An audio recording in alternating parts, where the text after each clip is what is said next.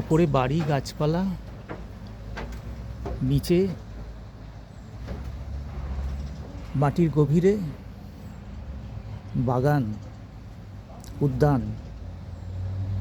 এ যেন প্রকৃতির এক বিস্ময়।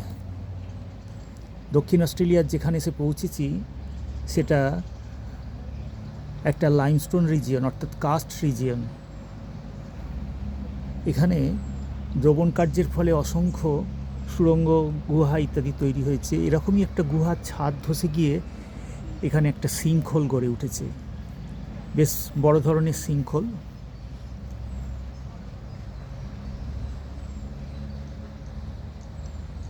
কিন্তু যেটা দেখার বিষয় সেটা হচ্ছে এই সিঙ্কহোলের মধ্যে এখানে বাগান গড়ে তোলা হয়েছে, সুন্দর একটা উদ্যান। অসংখ্য যে অস্ট্রেলিয়ার বিভিন্ন উদ্ভিদ প্রজাতির উদ্ভিদ দেখা যাচ্ছে এখানে সাজিয়ে তোলা হয়েছে।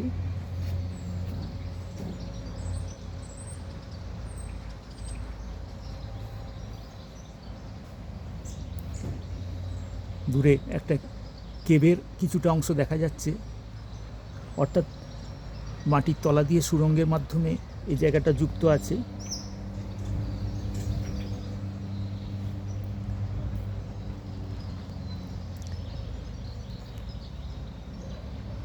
পৃথিবীতে এরকম উদাহরণ আছে কিনা জানি না, একটা সিঙ্কহোলকে একটা উদ্যানে পরিণত করা হয়েছে, দর্শনীয় স্থানে পরিণত করা হয়েছে।